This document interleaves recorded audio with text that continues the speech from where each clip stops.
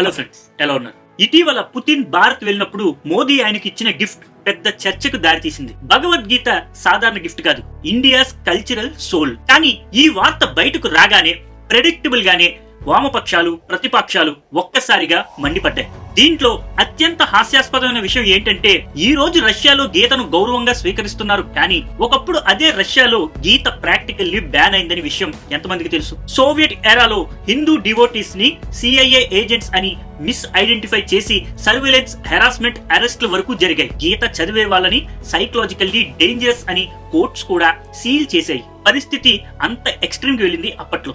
అలా ఉండే రష్యా ఇప్పుడు సిచ్యువేషన్ కంప్లీట్ గా మారిపోయింది. ఇప్పటి రష్యాలో ప్రజలు హిందూ మతాన్ని చాలా శ్రద్ధగా ఆచరిస్తున్నారు, రథయాత్రలు జరుపుకుంటున్నారు, పబ్లిక్ లో కీర్తనలు పాడుతున్నారు, గీతా ట్రాన్స్లేషన్స్ ఇవన్నీ ఇప్పుడు సర్వసాధారణం అయిపోయింది అక్కడ. కొంతమంది రష్యన్ సెలబ్రిటీస్ కూడా ఈ స్పిరిచువల్ ఎక్స్ప్లోరేషన్ ద్వారా హిందూ ప్రాక్టీస్ వైపుకి వచ్చారు. అంతేకాదు రష్యా సోల్జర్స్ తమ యూనిఫామ్ పై కృష్ణ అని రాసుకుంటున్నారు. ఈవెన్ రష్యా ఉక్రెయిన్ వార్ సమయంలో కూడా రష్యా సోల్జర్స్ హరే కృష్ణ అంటూ చాంటింగ్ చేస్తున్నారు. I chant actually. Oh, that is nice. At night we have So also here, we stay here at night, so at night there is more free time, no more cars, and so I chant Hare Krishna Ra, Maha Mantra. అసలు రష్యాలో ఇంత మార్పు ఎలా వచ్చింది? Soviet repression నుంచి cultural acceptance వరకు ఈ transformation కి కారణం ఏమిటి? హిందూ మతం యొక్క మృదువైన శక్తి రష్యాలో పెరిగితే అది భారతదేశానికి ఎలాంటి వ్యూహాత్మక ప్రయోజనాన్ని అందిస్తుంది? వీటన్నింటి గురించి ఈ వీడియోలో డీటెయిల్ గా తెలుసుకుందాం. ఈ వీడియో చాలా ఇంట్రెస్టింగ్ గా ఉంటుంది, స్కిప్ చేయకుండా చివరి వరకు చూడండి. అలాగే మన ఛానల్ ని సబ్స్క్రైబ్ చేసుకునే వాళ్ళు ఉంటే సబ్స్క్రైబ్ చేసుకోండి, పక్కనే ఉన్న బెల్ ఐకాన్ ని ప్రెస్ చేసి నోటిఫికేషన్ ని ఆన్ లో పెట్టుకోండి. ఈ వీడియో మీకు నచ్చినట్టయితే లైక్ చేయండి, మర్చిపోకుండా మీ ఫ్రెండ్స్ అండ్ ఫ్యామిలీస్ కి షేర్ చేయండి.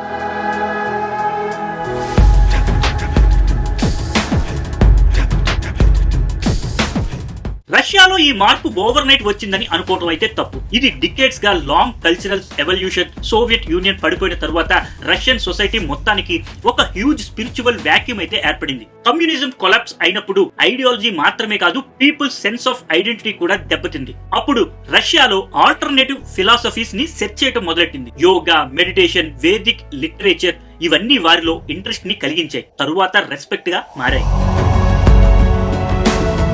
చూడండి, నేడు మనం రష్యాను చూసే సమయంలో అది పూర్తిగా క్రైస్తవ సమాజం అని అనుకుంటాం. ఈస్టర్న్ ఆర్థడాక్స్ చర్చి అక్కడ సంస్కృతంలో ఎంతో లోతుగా ఉంది. కానీ రష్యా చరిత్రను నిజంగా వెనక్కి తిరిగి చూస్తే ఈ దేశం ఎప్పుడు అబ్రహామిక్ సొసైటీ కానే కాదు.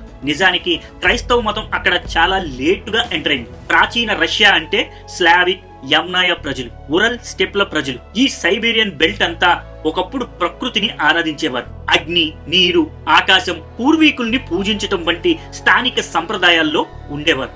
యామ్నా, ఆఫ్నాసీవో, సింతిష్టా వంటి వివిధ సంస్కృతులు ఇక్కడ ఉన్నాయి. ఇవన్నీ కలిసి ఆధునిక శాస్త్రవేత్తలు ప్రోటో ఇండో యూరోపియన్ అని పిలిచేవారు. ఇక్కడ ఆసక్తికరమైన విషయం ఏమిటంటే ఈ ప్రోటో ఇండో యూరోపియన్ సమూహం, దీని నుండే స్థానిక ప్రజలు, రష్యాలోని మెజారిటీ జనాభా మరియు వేద భారతీయులు ఈ ఇద్దరు ఉద్భవించారని అనేక ఆధారాలు సూచిస్తున్నాయి. ఇవేమీ గాలి మాటలు కాదు, జన్యు శాస్త్రం కూడా వీటిని నిర్ధారిస్తుంది. రష్యా, కజకిస్తాన్, ఉరల్ పర్వతాలు ప్రాంతంలో తవ్విన 3500 నుండి 400 సంవత్సరాల మధ్య క్రితం నాటి అస్థి పంజరాలలో కనిపించిన R1A-Z93 అనే DNA వంశం భారతదేశంలోని అనేక ఇండో ఆర్య సమాజాలలో నేటికి కనిపిస్తుంది. అంటే ఈ రెండు ప్రాంతాలకి ఒక పురాతన మూలం ఉందనే సూచన గట్టిగా బలపడుతుంది. భాష కూడా ఈ సంబంధాన్ని మరింత స్పష్టంగా చూపిస్తుంది. సంస్కృతం మరియు పాత స్లోవిక్ ఒకేలాంటి వ్యాకరణ నిర్మాణాలను పంచుకున్నాయి. సంస్కృతం మరియు ఓల్డ్ స్లావిక్ లాంగ్వేజ్ రెండింటిలోనూ 8 విభక్తులు, డ్యూయల్ నెంబర్స్, ఒకే తరహా క్రియా నిర్మాణాలు, ఇంకా వీటిలో అనేక పదాలు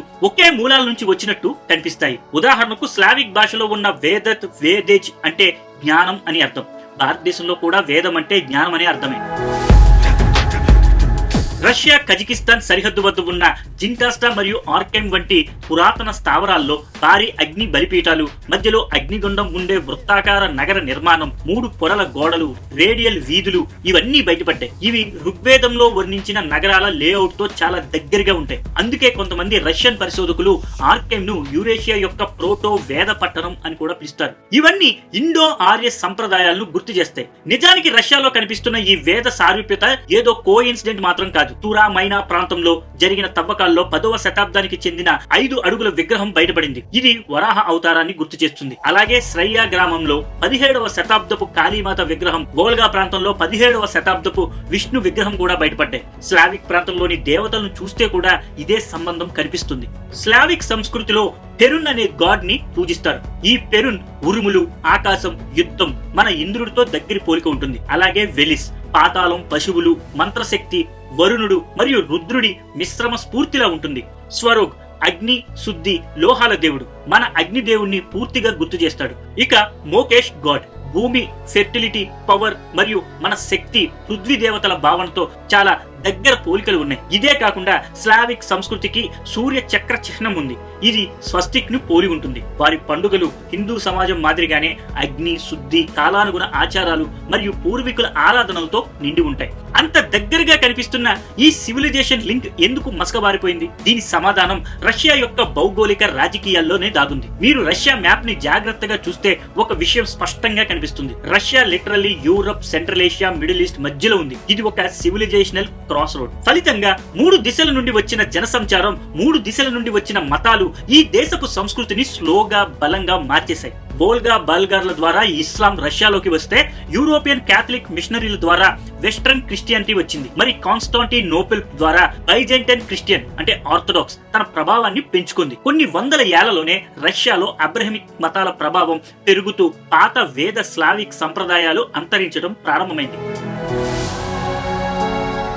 ప్రిన్స్ వ్లాదిమిర్ అధికారంలోకి వచ్చిన సంవత్సరం రష్యా యొక్క మొత్తం సివిలైజేషన్ డైరెక్షన్ ని మార్చిన టర్నింగ్ పాయింట్. వ్లాదిమిర్ స్వయంగా ఒరిజినల్ స్లావిక్ పాగన్. అతని రాజ్యం మొదట్లో పాగన్ సంప్రదాయాల మీదే నడిచేది. ఇంతకు ముందు అతను నిర్మించిన కీవ్ లోని భారీ పాగన్ టెంపుల్లో ప్రధాన దేవుడు పెరున్ విగ్రహం ఉండేది. అంటే అతను తన మతంపై ఎంతో గర్వంతో ఉన్న పాలకుడు. కానీ తన రాజ్యాన్ని బలోపేతం చేయడానికి ఒక ప్రధాన విదేశీ శక్తి మద్దతు అవసరమని తెలుసుకున్నాడు. అందువల్ల అతను అన్య మతాన్ని విడిచిపెట్టి తనకు బలాన్ని, రాజకీయ కూటమిని అందించే మతాన్ని స్వీకరించాలని నిర్ణయించుకున్నాడు. ఆ సమయంలో ఇస్లాం స్వీకరించడం కష్టమనే చెప్పాలి. ఎందుకంటే ఇస్లామిక్ చట్టం ప్రకారం మద్యం పూర్తిగా నిషేధం. మరి మాంసం, మద్యం ఇవన్నీ రష్యన్ సంస్కృతిలో ఏన్షియంట్ ట్రెడిషన్. రష్యన్లు మద్యం లేని మతాన్ని ఫాలో చేయడం ఆల్మోస్ట్ ఇంపాసిబుల్. రష్యన్ ప్రజలు ఇలాంటి వాటికి ఒప్పుకోరని తెలిసే ఇస్లాం ఆప్షన్ ని వెంటనే డ్రాప్ చేసేశాడు. మిగిలింది క్రైస్తవ మతం. కానీ క్రైస్తవ మతంలో కూడా రష్యా ముందు 2 దారులు ఉన్నాయి. ఒకటి వెస్టర్న్ క్రిస్టియానిటీ క్యాథలిక్ మరియు ఈస్టర్న్ క్రిస్టియానిటీ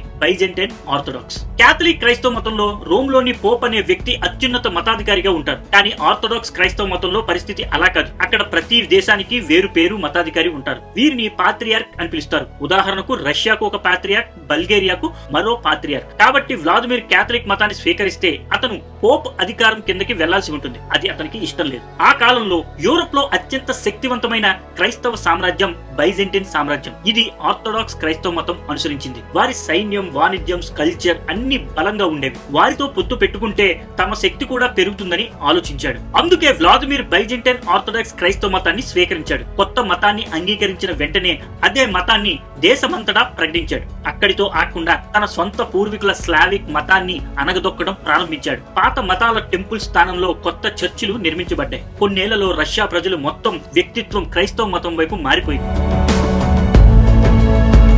1917లో సోవియట్ యూనియన్ ఏర్పడిన తర్వాత అసలు దాడి మొదలైంది. కమ్యూనిస్ట్ ప్రభుత్వం తెగేసి చెప్పింది మతం అనేది ప్రభుత్వానికి ఒక శత్రువు అని. అది మనిషిని బలహీనపరుస్తుంది, రాష్ట్రాన్ని సవాలు చేస్తుంది అని ప్రకటించింది. దీంతో మతాన్ని నిర్మూలించడం ప్రభుత్వం లక్ష్యంగా మారింది. మాటలే కాదు, దీన్ని చట్టంగా చేర్చారు కూడా. దీనికి సీక్రెట్ పోలీస్ కేజీబీ మరియు మొత్తం ప్రభుత్వ యంత్రాంగం ఉపయోగించబడింది. దీని ఫలితంగా క్రైస్తవ మతం మాత్రమే కాదు, ప్రతి మతం ప్రభుత్వ దాడిలో పడింది. కానీ ఒక మతంపై ప్రత్యేకంగా ఎక్కువ ఒత్తిడి పడింది. అదే హిందూ మతం. దానికి ఒక స్పష్టమైన కారణం ఉంది. 1971లో ఇస్కాన్ వ్యవస్థాపకుడు శ్రీల ప్రబుద్ధ మాస్కోకి వచ్చారు. ఆయన కొంతమంది రష్యన్ యువతకు గీతా మంత్రాలను బోధించారు. కానీ దీని తర్వాత మాస్కోలో చాలా మంది విద్యావంతులైన యువకులు కృష్ణ భక్తి వైపు ఆకర్షించడం ప్రారంభించారు. ఈ విషయం కమ్యూనిస్టులను భయపెట్టింది. రష్యాలో యువత గీత, ఉపనిషత్తులు మరియు ఇతర మంత్రాలపై ఆసక్తి పెంచుకుంటే వారు కమ్యూనిస్ట్ భావజాలాన్ని స్వీకరించరేమో అని భయపడడం ప్రారంభించారు. ఈ పెరుగుతున్న భక్తి ఉద్యమం చూసి కేజీబీ తమ సీక్రెట్ ఫైళ్లలో స్పష్టంగా రాసింది, శ్రీకృష్ణుడి ఉద్యమం సోవియట్ యువతలో ప్రమాదకర వేగంతో వ్యాపిస్తోంది. ఇది సైద్ధాంతిక సంక్రమణలా విస్తరిస్తోంది. ఇది CIA పంపిన రహస్య కుట్రని కూడా అనుమానించారు. వారి దృష్టిలో గీత చదవడం కూడా విద్రోహమే అయ్యింది. ఆ క్షణం నుంచే అణచివేత వేగంగా రెట్టింపైంది. సోవియట్ ప్రభుత్వం రష్యా అంతటా భగవద్గీతను పూర్తిగా నిషేధించింది. అదే సమయంలో రష్యన్ హిందువులు ఒక అద్భుతమైన మార్గాన్ని కనుగొన్నారు. గీత పేజీలను చించుకుని స్టాలిన్, మార్క్ లాంటి కమ్యూనిస్ట్ గ్రంథాల్లో దాచుకునేవారు. అలా దాచిన పేజీలను రహస్యంగా ఇతర నగరాలకు పంపేవారు. అక్కడ ఉన్న భక్తులు ఆ చిరిగిన పేజీలను మళ్లీ కలిపి గీత కొత్త కాపీలు తయారు చేసి మరలా పంపేవారు. ఇంట్లో గీత ఉంచినా శిక్షే, హరే కృష్ణ మంత్రం జపించినా శిక్షే, కొద్ది మందితో కీర్తన చేసినా కూడా శిక్షే. చిన్న పిల్లలకు కూడా భక్తి గురించి చెప్పినా అది రాష్ట్ర వ్యతిరేక కార్యకలాపంగా మారిపోయేది. దాని మీద కేసులు పెట్టేవారు. తర్వాత జరిగింది మరింత దారుణం. వేలాది భక్తులను విచారణ లేకుండానే జైల్లో పెట్టేవారు. ఇంకా కొందరిని సైబీరియాలోని మంచుతో కప్పబడిన లేబర్ క్యాంపుల్లోకి పంపేవారు. అక్కడ ఉష్ణోగ్రతలు మనిషి ఊపిరి కూడా గడ్డకట్టేంత -డిగ్రీలో పడిపోయాయి. చలి, ఆకలి, అలసట, చాలా మంది అక్కడే ప్రాణాలు కోల్పోయారు. కానీ అసలు మిరాకిల్ ఏంటంటే ఎంత క్రూయల్టీ అనుభవించిన భక్తులు ఒక్క అడుగు కూడా వెనక్కి వేసేవారు కాదు. జైళ్లలో టూత్ పేస్ట్ తో తిలకం దిద్దుకునేవారు. బ్రెడ్ పీసెస్ ని దండలుగా తయారు చేసుకునేవారు. రాత్రిళ్లు బ్లాంకెట్ లో దాక్కుని హరే కృష్ణ మహామంత్రాన్ని జపించేవారు. వాస్తవానికి 1971 ఇండియా పాకిస్తాన్ వార్ అన్నది సౌత్ ఏషియా రాజకీయాలను పూర్తిగా మార్చేసిన టర్నింగ్ పాయింట్. ఆ సమయంలో అమెరికా ఓపెన్ గా పాకిస్తాన్ వైపు నిలిచింది. బ్రిటిష్ నేవీ కూడా ఇండియన్ ఓషన్ లోకి వచ్చి ఇండియాని మిలిటరీ ఇంటిమిడేట్ చేయడానికి ప్రయత్నించింది. కానీ ఆ క్షణంలో ఎంటైర్ వరల్డ్ ఇండియాపై ఒత్తిడి పెడుతుంటే ఇండియాతో నిలిచిన ఒకే ఒక్క దేశం రష్యా. యుఎస్ఎస్ఆర్ నేరుగా తన న్యూక్లియర్ సబ్మెరైన్స్ ను ఇండియన్ ఓషన్ లో డిప్లాయ్ చేసింది. మెసేజ్ ఒకటే, నో వన్ టచెస్ ఇండియా. అదే గెస్చర్ యుఎస్ఎస్ఆర్ రిలేషన్షిప్ ను నెక్స్ట్ లెవెల్ కి తీసుకెళ్లింది. ఇక అక్కడి నుండి ఈ రెండు దేశాలు కేవలం రాజకీయంగా మాత్రమే కాదు, ఎమోషనల్ గా కూడా దగ్గరవడం ప్రారంభమైంది. రష్యన్ ప్రజలు ఇండియన్ కల్చర్ తో ఒక వార్మ్ నాస్టాలజిక్ కనెక్షన్ డెవలప్ చేసుకున్నారు. మరోవైపు సోవియట్ లీడర్షిప్ కూడా హిందూ మతం మీద తమ పాత కమ్యూనిస్ట్ సస్పెన్షన్ ని వదిలేసింది. ఈ రియలైజేషన్ రాగానే దశాబ్దాల క్రితం సప్రెస్ చేసిన హిందూ ట్రెడిషన్స్ ఇప్పుడు మళ్ళీ రష్యాలో సైలెంట్ గా రైజ్ అవడం ప్రారంభమైంది. ISKCON temples, Indian cultural centres, Gita study groups slow and స్టడీగా తిరిగి రష్యాలో ఎదగటం మొదలయ్యాయి.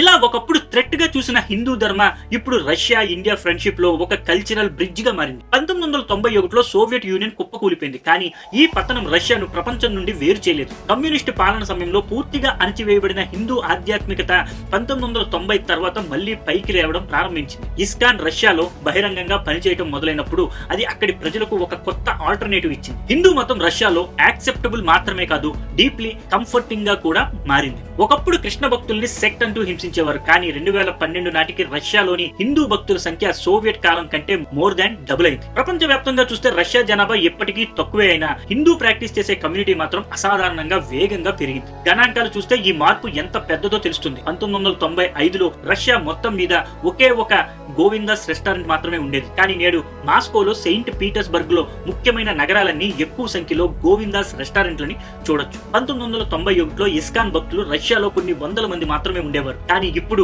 ఆ సంఖ్య అనేక వేలు నుండి లక్షలకు దాటిందనే చెప్పాలి. మాస్కో స్టేట్ యూనివర్సిటీ చేసిన ఒక అధ్యయనం ప్రకారం 1991 నుంచి 2024 వరకు ఇస్కాన్ కమ్యూనిటీ రష్యాలో దాదాపు 50% పెరిగింది. అంటే 10 రెట్లు కాదు, 50 రెట్లు. రష్యన్ మినిస్ట్రీస్ ఆఫ్ జస్టిస్ ఇచ్చిన రిలీజియస్ రిజిస్ట్రీ చూడగానే ఈ గ్రోత్ స్పష్టంగా కనిపిస్తుంది. ఒకప్పుడు 1990లో రష్యాలో ఒక చిన్న ప్రార్థనా మందిరం మాత్రమే ఉండేది. 2024 రాగానే 30కి పైగా దేవాలయాలు, అటు పక్కనే 100కి పైగా కమ్యూనిటీ గ్రూపులు అతి చురుగ్గా పనిచేస్తున్నాయి. ఇవన్నీ ఫార్మల్ రిజిస్టర్ గా చేయబడిన సంస్థలు. అంటే ఇది అండర్ గ్రౌండ్ కాదు, ఇది ఒక రికగ్నైజ్డ్ కల్చరల్ స్పిరిచువల్ గ్రోత్. ఇంకా మరో ఆసక్తికరమైన విషయం ఏంటంటే రష్యన్ కుటుంబాలు క్రమంగా టర్నింగ్ వెజిటేరియన్ అవుతున్నారు. ఒకప్పుడు మీట్ హెవీ కల్చర్ గా పేరున్న రష్యాలో నేడు శాకాహారం ఒక మెయిన్ స్ట్రీమ్ లైఫ్ స్టైల్ గా మారుతుంది. దీనికి ఇస్కాన్ ప్రభావం మాత్రమే కాదు, హిందూ ఆధ్యాత్మికత వచ్చే సింప్లిసిటీ, పీస్ మరియు డిసిప్లిన్ కూడా కారణం. నేడు రష్యన్ ప్రభుత్వం కూడా హిందూ సాంస్కృతిక కార్యక్రమాలకు మద్దతు ఇస్తోంది. Festivals, yoga conventions, Gita events ఇవన్నీ అధికారికంగా రికగ్నైజ్ చేస్తున్నారు. అలాగే అధ్యక్షుడు వ్లాదిమిర్ పుతిన్ కూడా యోగా, ధ్యానం మరియు భారతీయ ఆధ్యాత్మిక సంప్రదాయాలను బహిరంగంగా ప్రశంసించారు. ఇటీవల భారత పర్యటన సందర్భంగా ప్రధానమంత్రి మోడీ గీతను బహుమతిగా ఇచ్చారు. పుతిన్ దాన్ని చాలా గౌరవంగా స్వీకరించారు. ఇది కేవలం ఒక గిఫ్ట్ ఎక్స్చేంజ్ కాదు, ఇది ఒక symbolic acknowledgement of India spiritual power. Krishna Hare Krishna Krishna Krishna Hare Hare Hare Rama Hare Rama Rama Rama Hare Hare. ఇది భారతదేశానికి ఎందుకు ముఖ్యం? ఎందుకంటే మన హిందువులుగా సహజంగానే మా సంస్కృతి ప్రపంచమంతా వ్యాపించాలని కోరుకుంటాం. కానీ మనం ఆ కోణంలో కాకుండా కేవలం యాజ్ అన్ ఇండియన్ దృష్టితో చూస్తే కూడా ఇది ఒక పెద్ద స్ట్రాటజిక్ అడ్వాంటేజ్. ఎందుకంటే ఏ హిందూ అయినా వారు ప్రపంచంలో ఎక్కడ ఉన్నా భారతదేశంతో భావోద్వేగంగా సాంస్కృతికంగా స్ట్రాంగ్లీ కనెక్టెడ్ అవుతారు. హిందూ ఐడెంటిటీ అనేది కేవలం ఒక మతం గుర్తింపు కాదు, ఇట్స్ ఏ సివిలైజేషన్ ఐడెంటిటీ. ఈ కారణంగానే హిందువులు ఎక్కడ ఉన్నా సహజంగానే తన మాతృభూమి భారతదేశ ప్రయోజనాలను మద్దతు ఇస్తారు. ఇదే లాజిక్ యూదుల్లో కూడా కనిపిస్తుంది. వారు ప్రపంచంలో ఎక్కడ నివసించినా ఇజ్రాయెల్ పట్ల వారి నిబద్ధత మారదు. అలాగే జపనీస్ డయాస్పోరా బ్రెజిల్ మీద ప్రభావం చూపింది, ఫ్రెంచ్ డయాస్పోరా అమెరికాలో ప్రభావం చూపింది. ప్రపంచమంతా ఇదే ప్యాటర్న్ కనిపిస్తుంది. అలాగే రష్యాలో హిందూ మతం ఆమోదించబడి రష్యన్ ప్రజలు హిందూ ధర్మాన్ని అనుసరిస్తే భారతదేశానికి ఒక స్ట్రాటజిక్ కల్చరల్ అడ్వాంటేజ్ ఏర్పడుతుంది. ఈ సూత్రం చరిత్రలో ఎన్నోసార్లు నిరూపితమైంది. ఏ దేశంలోనైనా ఒక సివిలైజేషన్ యొక్క వాల్యూస్ పెరిగితేనే ఆ సివిలైజేషన్ యొక్క హోమ్ ల్యాండ్ కూడా జియో పాలిటికల్లీ బలపడుతుంది. భవిష్యత్తులో భారత్ రష్యా సంబంధాలను మరింత బలంగా నిలపగల శక్తివంతమైన కల్చరల్ బ్రిడ్జిగా మారే అవకాశం ఉంది. అది ఫ్రెండ్స్ ఈ రోజు వీడియో. ఈ వీడియో కనుక మీకు నచ్చినట్టయితే లైక్ చేయండి, మీ ఫ్రెండ్స్ అండ్ ఫ్యామిలీస్ కి షేర్ చేయండి. అలాగే మన ఛానల్ సబ్స్క్రైబ్ చేసుకునే వాళ్ళు ఉంటే సబ్స్క్రైబ్ చేసుకోండి. పక్కనే ఉన్న బెల్ ఐకాన్ని ప్రెస్ చేసి నోటిఫికేషన్ ని ఆన్ లో పెట్టుకోండి.